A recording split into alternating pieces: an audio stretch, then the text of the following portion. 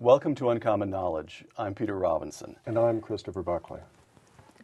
You just behave for a moment. Formerly chief speechwriter for then Vice President George H.W. Bush, Christopher Buckley is now editor-at-large of Forbes Life magazine. Mr. Buckley, this is the last time I'm calling you Mr., so enjoy it, is the author of 13 books, including the comic novels Little Green Men, Boomsday, and Thank You for Smoking. The man Tom Wolfe has called, quote, one of the funniest writers in the English language, close quote, has just published a new comic novel. Could you hold that up a little more prominently? Hold it closer to the camera. Tighten in on Let's this come one. in tight on the book. Okay. Supreme Courtship. Segment 1, How He Does It. From the dust jacket of Supreme Courtship, I quote, President of the United States Donald Vanderkamp is at war with Capitol Hill after his Supreme Court nominee is nixed for insufficiently appreciating To Kill a Mockingbird. The president chooses someone so beloved by voters that the Senate won't have the guts to reject her. Judge Pepper Cartwright, the star of the nation's most popular reality show, Courtroom 6, close quote. Christopher Buckley, how do you come up with this stuff? How did Mozart come up with his symphonies? How did Bach come up with his partitas? How does one analyze genius? It's beyond me.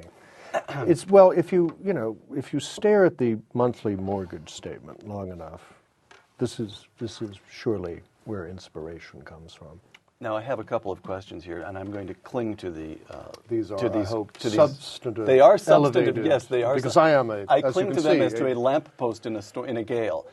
Do you start with character or plot? Now I'll just sit back and let you. I start by asking my publisher for money, as much of it as I can get. I say, how much will you give me? And if you give me a lot of money, I shall give you a good book. But, sir, if you offer me very little money, I will give you not a very good book. I wanted to write a book about the Supreme Court. I've done a bunch of Washington institutions. I've written novels about the White House, the State Department, the CIA, FBI, NASA. I'm starting to run out of Washington institutions, and I thought the Supreme Court. Why not?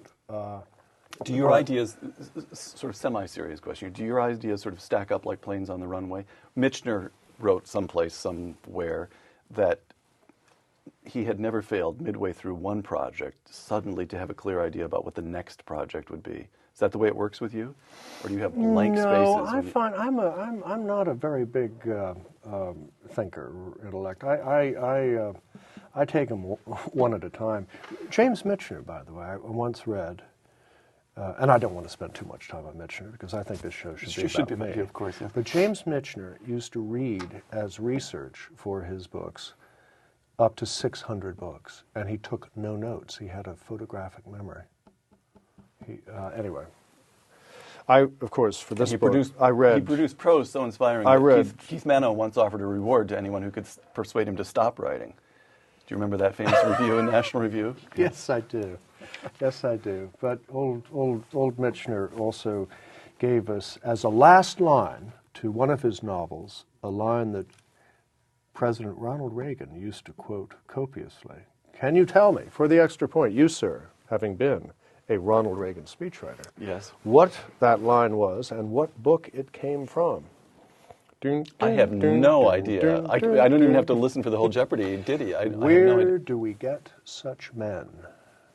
That's Michener? The last line of The Bridges at Toko-Ri, and a line favored by Ronald Reagan. I am going to force you to answer. But enough about Michener. Yes, back to you. I'm going to force you to answer just one question about method. On the one hand, we have Agatha Christie and P.G. Wodehouse. Well, Agatha Christie's we'll just say P.G. Wodehouse. This is to flatter you enormously, of course, but not unduly. I'm frequently P.G. Wodehouse, 400 pages of notes. Agatha Christie. We had the same hair. Plotting in detail before he started. On the other hand, we have your father, who always at least claimed that he simply sat down and started writing. No plotting at all. I think I read that book of his. Is that the one about Elvis? I'm a plotter. I am a plotter. I like to, in my youth, which is long ago, although you knew me then, when I had the confidence of my inability, I would write a novel, I would see a door marked, "Come on down here, this is very promising," I would, drive away. And then 75 pages, 100 pages later, see a sign that said, "Dead end." Fooled you. So throw out those 100 pages. Now I like to have more of a blueprint.